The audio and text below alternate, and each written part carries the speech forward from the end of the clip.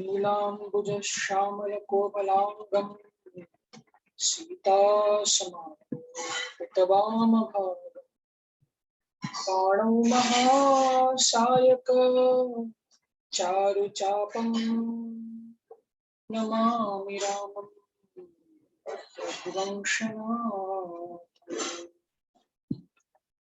श्री अवध बिहारी तेरी आरती गाऊं, अवध बिहारी तेरी आरती गाऊं, हे सीताराम तेरी आरती गाऊं, हे सीताराम तेरी आरती गाऊं, आरती गाऊं रघुवर आपको रिझाऊं, आरती गाऊं रघुवर तुमको मनाऊं, हे सीताराम तेरी आरती गाऊं, कनक सिंहासन राजत जोरी, दशरथ नंदन जनक किशोरी, दर्शन कर आनंद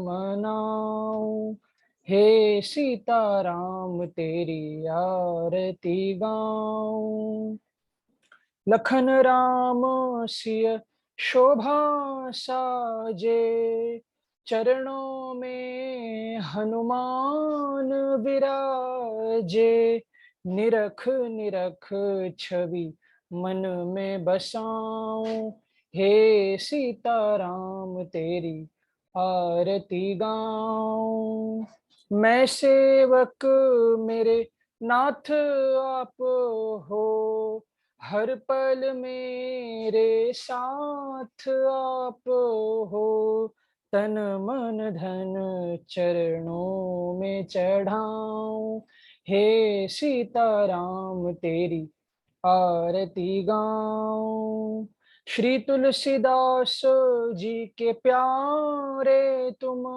हो, मेरे रघुवर जीवन धन हो, वास सदा चरणों में पाऊं, हे सीताराम तेरी आरती गाऊं, अवध बिहारी तेरी आरती गाऊं, हे राजा राम तेरी आरती गाऊं। बोलो राजा रामचंद्र भगवान की जय, अवध बिहारी सरकार की जय। जय जय श्री राधे, जय जय श्री राधे, जय जय श्री राधे। गुरुर्ब्रह्मा गुरुर्विष्णु गुरुर्देवो महेश्वरः, गुरुः साक्षात् परब्रह्म तस्मै श्री गुरवे नमः। वरहापीडं नटवरवपुः कर्णयो कर्णिकारं, बिभ्रदवासः कनककपिशं वैजयन्तीं च मालां, रन्ध्रान् वेणोरधरसुधया पूरयन् गोपवृन्दैः, वृन्दारण्यं स्वपदरमणं प्राविशद्गीतकीर्तिः। योऽन्तः प्रविश्य मम वाचमिमां प्रक्षुप्तां सञ्जीवयत्यखिलशक्तिधरः स्वधाम्ना, अन्याश्च हस्तचरणश्रवणत्वगाधीन् प्राणान्नमो भगवते पुरुषाय तुभ्यम्। आपदामपहर्तारं दातारं सर्वसम्पदां, लोकाभिरामं श्रीरामं भूयो भूयो नमाम्यहम्। कूजन्तं राम रामेति मधुरं मधुराक्षरम्, आरुह्य कविताशाखा वन्दे वाल्मीकिकोकिलं, गुरुवरथे त्यक्तराज्यो विचरधनुवनं पद्मपद्भ्यां प्रियायाः, पाणिस्पर्शाक्षमाभ्यां मृजितपथुर्जो यो हरीन्द्रानुजाभ्यां, वैरूप्याच्छूर्पणक्षा प्रियविरहरुषा रोपितभ्रूवृजृम्भ, त्रस्ताब्दिर्बद्धसेतुः खलदवधानः कौसलेन्द्रोऽवतान्नः, अतुलितबलधामं हेमशैलाभदेहं दनुजवनकृशानं ज्ञानिनामग्रगण्यं सकलगुणनिधानं वानराणामधीशं रघुपतिप्रियभक्तं वातजातं नमामि। यत्र यत्र रघुनाथकीर्तनं तत्र तत्र कृतमस्तकाञ्जलिं बाष्पवारि परिपूर्णलोचनं मारुतिं नमत राक्षसान्तकम्। मेरी भवबाधा हरो श्री राधा नागर सो, जातन की छाई परे तो शाम हरित द्युति होय। प्रणवो पवन कुमार खलबल पावक ज्ञान घन। जासु हृदय आगार बसहि राम सर चाप धर। भक्ति भक्त भगवंत गुरु चतुर नाम वपु एक। तिनके पद वंदन किए तो नाशत विघ्न अनेक। बोल राजा रामचंद्र भगवान की जय। अवध बिहारी सरकार की जय। जय जय श्री राधे। जय जय श्री राधे। जय जय श्री राधे।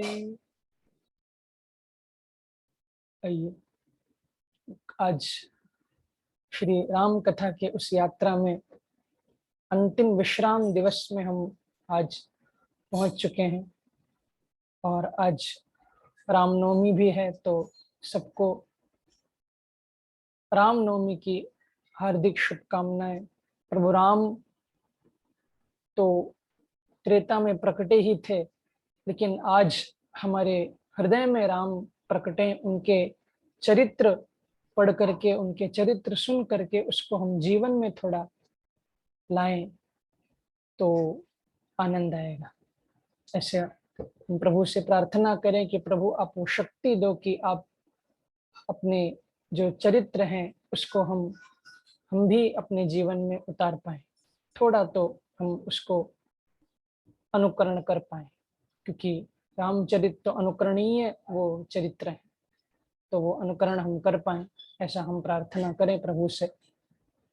और आइए 2 मिनट नाम संकीर्तन करें, फिर कथा में, आज विश्राम की कथा में आगे बढ़ेंगे।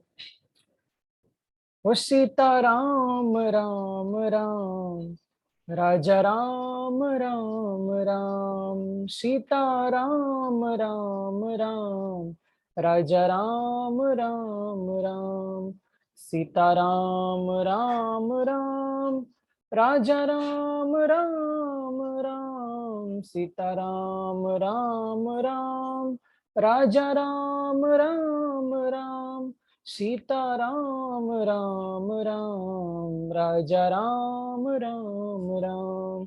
सीता राम राम राम, राजा राम राम राम। सीता राम राम राम, राजा राम राम राम। सीता राम राम राम, राजा राम राम राम। सीता राम राम राम, राजा राम राम राम। सीता राम राम राम, राजा राम राम राम। ओ श्री राम जय राम, जय जय राम। श्री राम जय राम, जय जय राम। बोलो श्री राम जय राम, जय जय राम। श्री राम जय राम, जय जय राम। श्री राम जय राम, जय जय राम। बोलो श्री राम जय राम, जय जय राम। श्री राम जय राम, जय जय राम। श्री राम जय राम, जय जय राम। बोलो श्री राम जय राम, जय जय राम। श्री राम जय राम, जय जय राम। बोलो श्री राम जय राम, जय जय राम। श्री राम जय राम, जय जय राम। बोलो श्री राम जय राम, जय जय राम। श्री राम जय राम, जय जय राम। ओ श्री राम जय राम, जय जय राम। श्री राम जय राम, जय जय राम। राजा रामचंद्र भगवान की जय। अवध बिहारी सरकार की जय जय।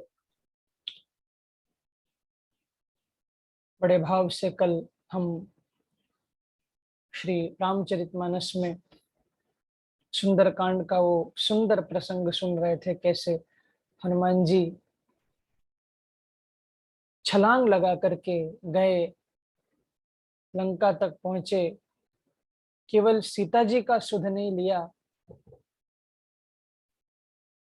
सीता जी के बारे में वो ज्ञान प्राप्त करके नहीं लाए, लेकिन पूरी वो सेना जो राक्षसों की थी उन सब के बारे में हनुमान जी ने पता की। इसलिए तो हनुमान जी को कहा गया बुद्धिर बलम, बुद्धिमताम वरिष्ठम, बुद्धि मतों में जो अच्छी बुद्धि माने बड़ी ज्यादा बुद्धि वाले हैं, उनमें भी श्रेष्ठ हैं हनुमान जी। जो बुद्धि से काम लेने वाले लोग हैं, उनमें से भी हनुमान जी सबसे श्रेष्ठ हैं। क्यों? क्योंकि हनुमान जी के गुरु कौन है? सूर्य भगवान।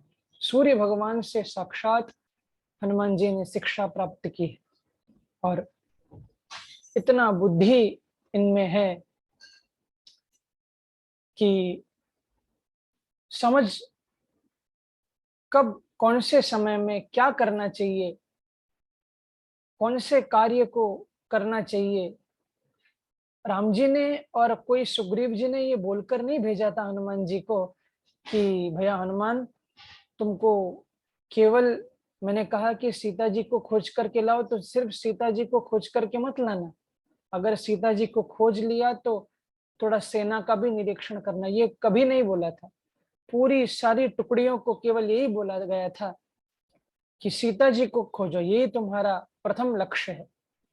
फिर बाद में देखा जाएगा क्या हम कैसे वहां तक पहुंचेंगे वगैरह।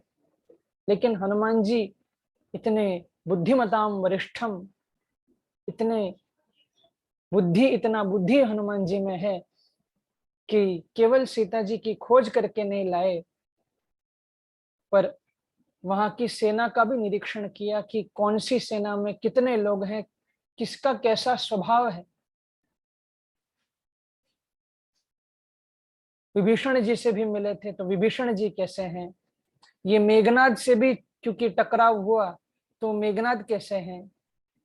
ये रावण कैसा है, इसका स्वभाव कैसा है, इसकी जो नीति है वो सब कैसी है, कहाँ कहाँ कितने कितने द्वार हैं लंका में, ये भी हनुमान जी खोज करके लाए कि 4 इसके द्वार हैं, कौन से द्वार से जाने पर कैसे हमला हो सकता है, हम कैसे उससे बच सकते हैं। ये सारा सब कुछ प्लान हनुमान जी देखकर आए और प्रभु राम को आकर के सुनाए कि आप प्रभु ऐसा ऐसा है, हमको ऐसे ऐसे चौकन्ना रहना होगा, क्योंकि सेना वहां ऐसे ऐसे काम करेगी। इसलिए तो हनुमान जी केवल बुद्धि नहीं, पर बल में भी श्रेष्ठ हैं। कई बार ऐसा देखा जाता है कि कोई बल में श्रेष्ठ होता है लेकिन बुद्धि नहीं होती, केवल बल चलता है, सिर्फ हाथ पांव हिलाता है, लेकिन बुद्धि से काम नहीं लेता। और कई बार ऐसा देखा गया है कि बुद्धि तो बहुत है लेकिन बल नहीं है, जहां बल की बात आए वहां ढीला पड़ जाता है, केवल बुद्धि चलाना ही आता है। तो ये भी बड़ा खतरा है, क्योंकि सामने राक्षस हैं, तो उनसे बुद्धि भी लड़ानी पड़ेगी और बल भी लगाना पड़ेगा। तो जहां बुद्धि की जरूरत है वहां बुद्धि लगाया हनुमान जी ने, और जहां बल की जरूरत है वहां पूरा बल जोर भी दिखाया। सुरसा को मारा, सुरसा से बुद्धि से काम लिया, लंकिनी से बल से काम लिया।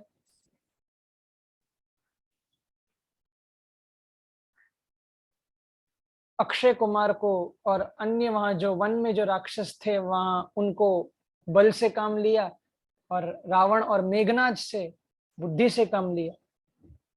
क्योंकि मेघनाद ऐसा मायावी था इंद्रजीत कि केवल बुद्धि से काम लेने से उससे बात नहीं चलेगी। मालूम था हनुमान जी को ये बहुत मायावी है, इससे थोड़ा बुद्धि भी लगानी पड़ेगी। इसलिए तो स्वयं बंध गए उस बंधन में और कहा कि ठीक है मैं बंधता हूं, अंदर जाकर मैं देखूं तो सही कि रावण की सेना कैसी है, अंदर जाने को तो मिलेगा मुझे। इसलिए जानबूझ करके बंधे, और मालूम था कि बंधा हूं तो मैं प्रभु की कृपा से मैं खुलकर भी आगे बढ़ सकता हूँ, मैं खुलकर वापस भी जा सकता हूँ, मुझे इतना प्रभु की कृपा में भरोसा है। बुद्धि भी है, बल भी है। कभी कभी ऐसा भी देखा गया कि बुद्धि भी होती है बल भी होता है और लेकिन अभिमान आ जाता है, दोनों का अभिमान, कि मेरे पास बुद्धि भी है, मेरे पास बल भी है, तो मैं दुनिया का कुछ भी काम कर सकता हूँ, किसी को भी मैं, क्योंकि फिर अभिमान जब आता है तो फिर उसका फिर दुष्प्रयोग होने लगता है बुद्धि और बल का।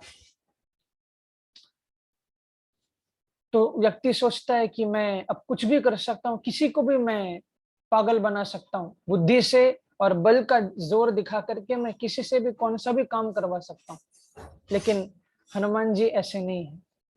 हनुमान जी कैसे हैं? बुद्धि है, बल है और दीनता का भाव भी है, एकदम दीन हनुमान जी। इतना सब कुछ हनुमान जी करके आए, लेकिन जब राम जी के पास पहुंचे तो क्या कहा कि सब तब प्रताप रघुराई।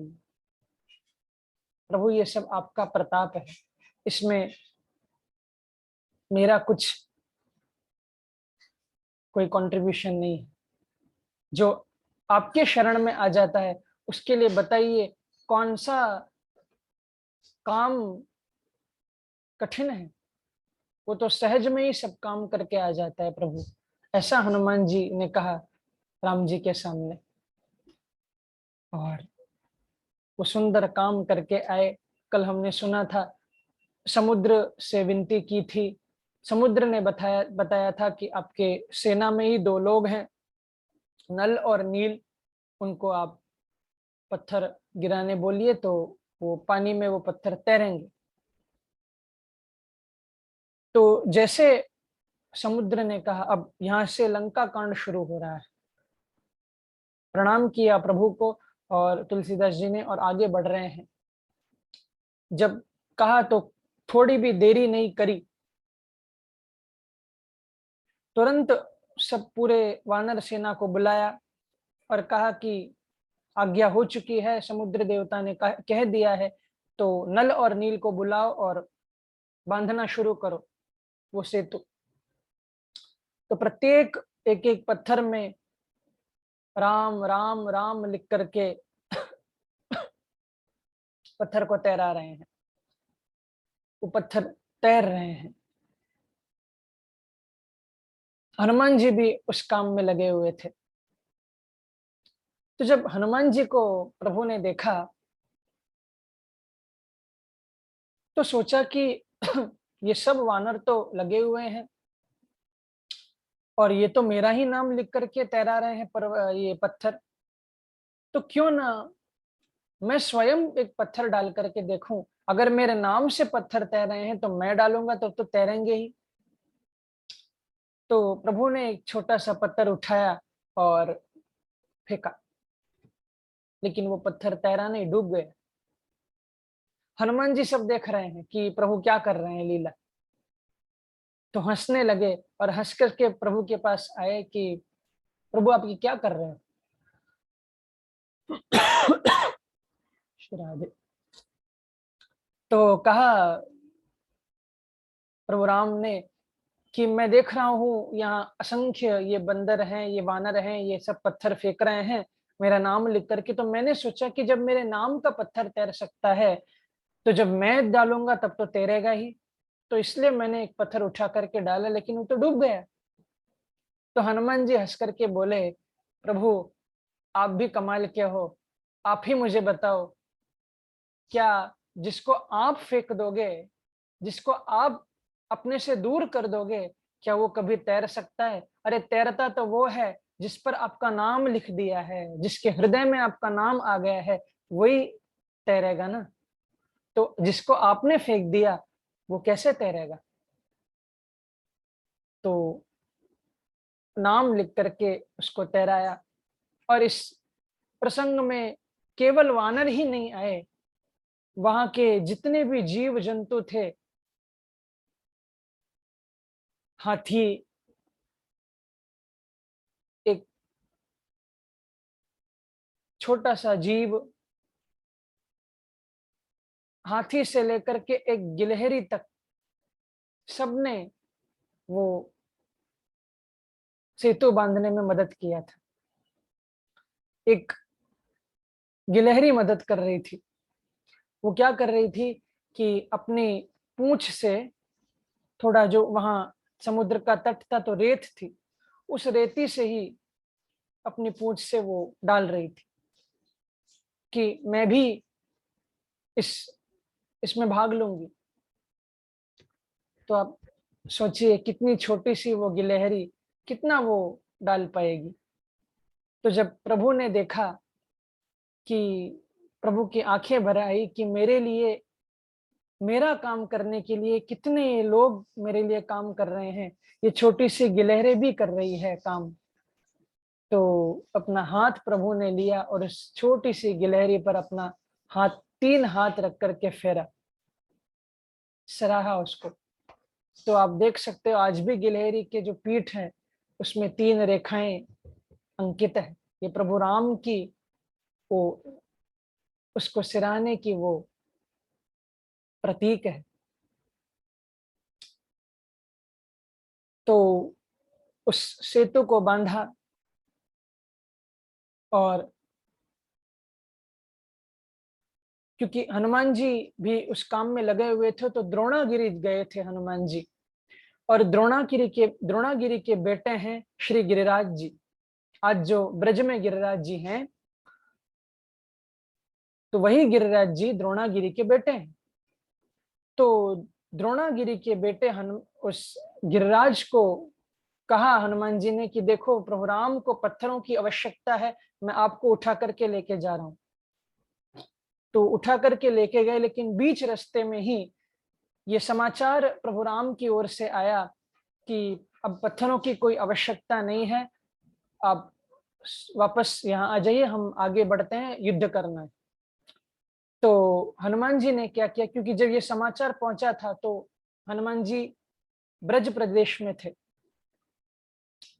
तो वहीं गिरिराज जी को स्थापन कर दिया।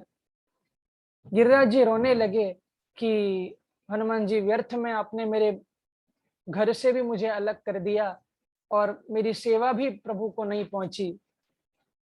तो जब हनुमान जी को ये मालूम चला, प्रभु राम को ये सुनाया, तो प्रभु राम ने ये आश्वासन गिरिराज जी को दिया कि गिरिराज जी आप चिंता मत करिए, मैं इस अवतार में तो आपको आपकी सेवा नहीं ले पाया, लेकिन कोई चिंता नहीं करिए, द्वापर में मैं जब कृष्ण बन करके आऊंगा तो आपको 7 दिन तक अपने कर कमल में मैं धारण करूंगा, अपनी उंगली में मैं धारण करूंगा और सबसे आपसे आपकी पूजा भी मैं करवाऊंगा, आप चिंता नहीं करना।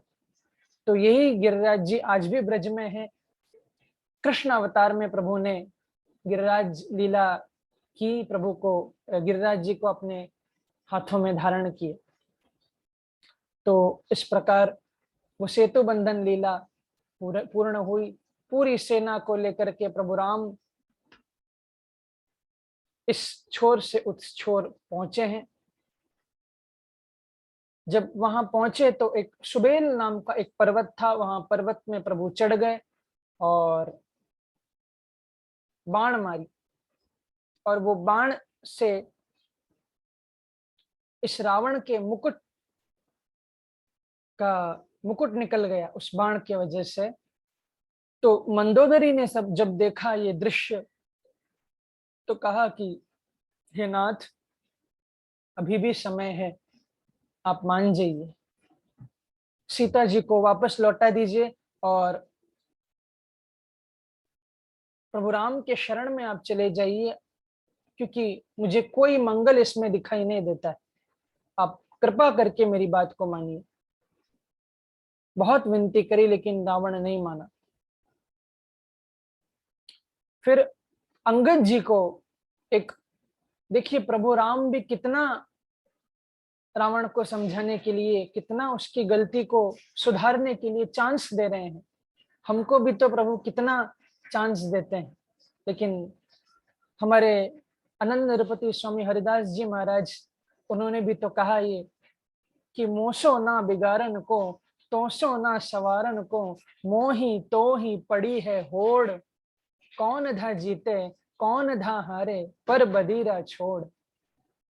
कहते हैं स्वामी जी कि इस जीव में और बांके बिहारी प्रभु में ये होड़ लगी हुई है, मैं अपनी बिगाड़ लेता हूं बार बार, और मेरे प्रभु उसको संवारने में वापस लग जाते हैं। कहें श्री हरिदास हम जीते हारे तुम, पर तो ना तोड़। प्रभु आपको मालूम है आप बनाने में लग जाते हो, लेकिन मैं अपने बिगाड़ने में इतना आगे बढ़ जाता हूँ कि मैं ही जीतता हूँ, लेकिन फिर भी तुम हार नहीं मानते हो, फिर बनाने में लग जाते हो। मेरी कितनी तुम कृपा करते हो प्रभु। तो ये जीव तो अपनी बिगाड़ने में ही लगता है, लेकिन भगवान उसकी सुधारने के लिए कोशिश करते हैं। प्रभु सुधारने के लिए अवसर बार बार प्रदान करते हैं। तो अंगद जी को भेजा कि दूत बन करके आप जाएं और एक बार रावण को समझाओ, एक अंतिम बार। तो ये अंगद जी गए हैं और अंगद जी ने जाकर के जब समझाया कि देखो आप, मैं राम का दूत बन करके यहाँ आया हूँ और आप समझ जाओ, सीता जी को वापस लौटा दो, राम जी के शरणागति आ जाओ, आपको राम जी छोड़ देंगे, नहीं तो तुम्हारे कुल में तुमको जलांजलि तिलांजलि देने वाला भी कोई नहीं बचेगा, ये ध्यान रखो। ऐसा अंगद ने कहा। और जब कहा तो रावण मुस्कुराने लगा और कहा कि तुम वाली के बेटे हो ना? मुझे मालूम है। अरे वाली तो मेरा सबसे अच्छा मित्र है। ये बोल नहीं रहा, ये उसको मालूम है कि वाली कौन है, क्योंकि उस वाली ने इस रावण को अपने कांख में छिपा करके पूरे धरती का भ्रमण किया था। अब ये बात वो कैसे बताए? बोलता है मेरे मित्र थे वाली, और तुम उस वाली को जिसको उस राम ने छुप करके मारा उसका सहायता कर रहे हो? तुमको शर्म नहीं आती? भड़काने लगा थोड़ा। तो अंगद ने कहा कि खबरदार, मैं तुमसे जो बात कहने आया हूं उसको मानो, नहीं तो युद्ध के लिए तैयार हो जाओ।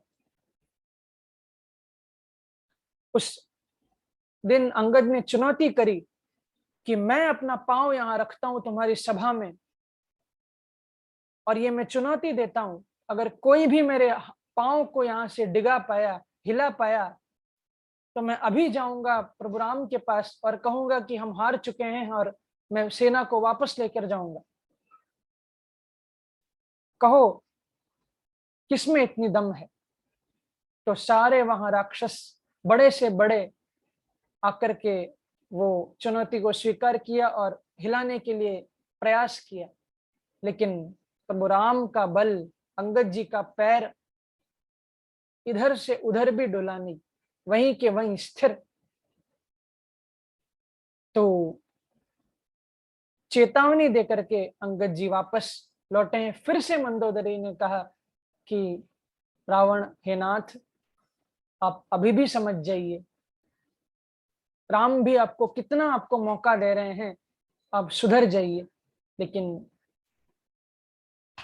रावण ने थोड़ा भी उसका सम्मान नहीं किया, कहा कि युद्ध है तो युद्ध होकर रहेगा। जब अगले दिन हुई तो युद्ध प्रारंभ हुआ। वो प्रहस्त रावण के पास गया और कहा कि मैं युद्ध के लिए जाऊंगा। पहले अपने अपने बेटे को पहले पहले भेज रहे हैं, पहले रावण नहीं आता।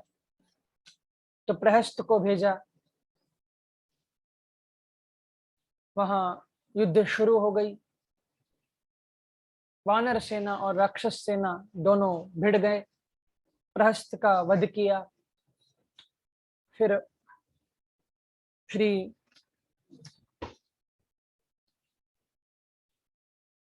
प्रभु ने एक एक करके रावण के बेटों को मारना शुरू किया।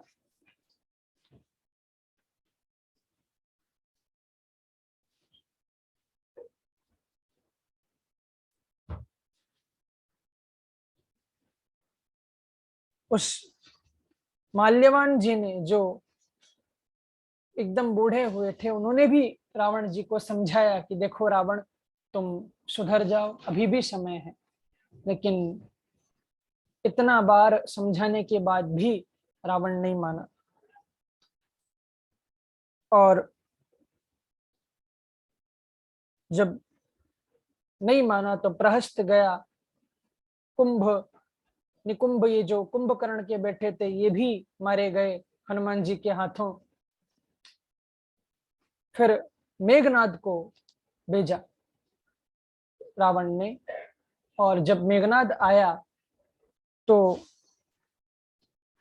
शक्ति बाण लक्ष्मण जी के ऊपर उस मेघनाद ने प्रहार किया। उस शक्ति लगने से लक्ष्मण जी मूर्छित हुए।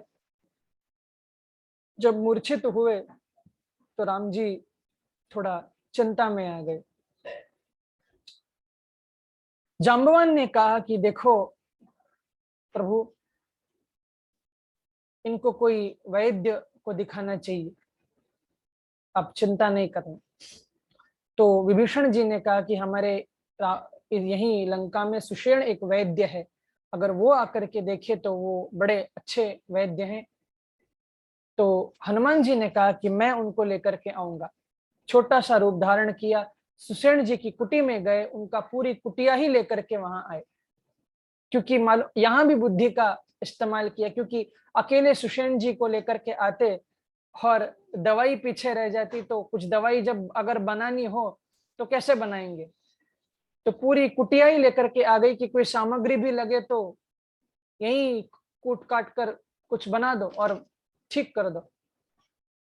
लेकिन सुषेण जी ने जब देखा तो कहा कि देखो, इनका बचना तो बड़ा मुश्किल है, लेकिन अगर द्रोणागिरी जाकर के संजीवनी बूटी अगर कोई ला सके तो ये एक ही उपाय है, उस संजीवनी के लगाने से लक्ष्मण जी फिर से वापस होश में आ सकते हैं। जब ऐसा कहा तो सब एक दूसरे का मुंह देखने लगे कि अब कौन द्रोणागिरी जाएगा इतना दूर। तो जामवान ने फिर से कहा कि हनुमान जी, आप ये काम कर सकते हो, जाइए द्रोणागिरी और वो बूटी लेकर के आइए। तो गए हनुमान जी छलांग लगा करके, और जब द्रोणागिरी गए वहां भी एक छलिया साधु ये हनुमान जी को मिला कि तुम थोड़ा पानी पी करके जाओ, थोड़ा विश्राम करके जाओ। तो पहचान गए, तो वहां उसको जोर की गदा से बड़ी प्रसादी गदा की खिलाई उस कपटी को। और उस द्रोणागिरी में जब गए तो पहचान नहीं पाए कि संजीव, क्योंकि हनुमान जी तो वैद्य नहीं थे, वैद्य तो सुषेण जी थे, उनको मालूम है कि कौन सा बूटी संजीवनी बूटी है। तो समझ नहीं पाए और जल्दी भी आनी है, क्योंकि एक एक क्षण वहां लक्ष्मण जी का बीत रहा है। तो क्या किया हनुमान जी ने, पूरी उस पर्वत को ही काट करके उखाड़ लिया और पर्वत को लेकर के संजीवनी जी की उठा करके हनुमान जी लेकर के यहाँ आ गए लंका में, और वहां रख दिया। और कहा कि सुषेण जी, मैं पूरा पर्वत ही उठा करके लाया हूं, अब जिस जो संजीवनी बूटी हो आप देख करके लेके आओ जल्दी।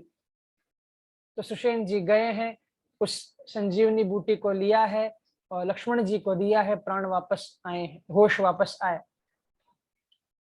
हनुमान जी को राम जी ने गले लगाया कि हनुमान जी, मैं तुम्हारा और कितना उपकार तुम मेरे ऊपर चढ़ाओगे भैया, पहले ही तुम बहुत मेरे लिए कर चुके हो, और कितना मेरे लिए करोगे। तभी ही प्रभु ने, राम ने कहा, जब सीता जी को खोज करके हनुमान जी लाए थे, तभी उसी दिन कहा कि प्रति उपकार करूं का तोरा, सन्मुख होय न सकत मन मोरा।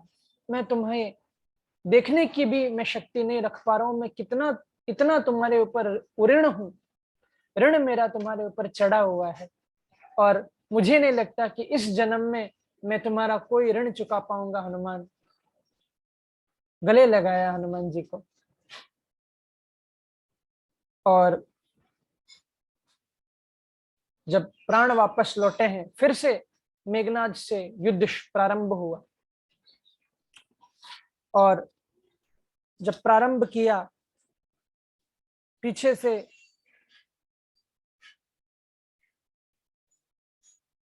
कुंभकर्ण आए। जब हनुमान जी ने देखा कि ये कुंभकर्ण आया, थोड़ा लड़ने के लिए आए सामने, लेकिन राम जी ने कहा कि देखो हनुमान जी, ये कुंभकर्ण मेरे हाथों से मरना है इसको। तो प्रभु राम ने, क्योंकि कुंभकर्ण को जब भेजा था, क्योंकि जब राम जी के पास ये हरे कृष्ण रावण ने, क्योंकि ये कुंभकर्ण को ये वरदान थी कि 6 महीने सोते रहेगा, इसको वर मांगना था कुछ और, लेकिन सरस्वती जी ने इसका मुंह पर, क्योंकि इसका विशाल काय देह था,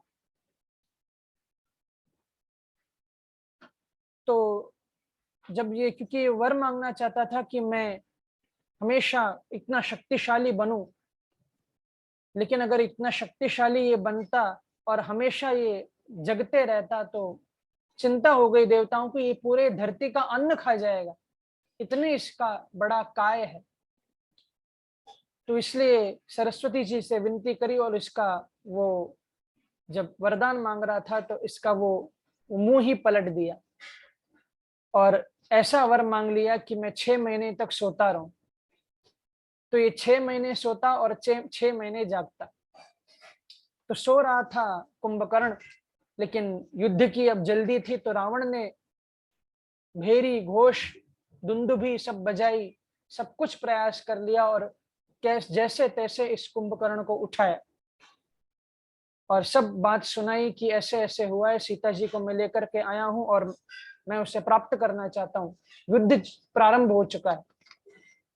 कुंभकर्ण ने कहा कि भैया तू ये क्या कर रहा है।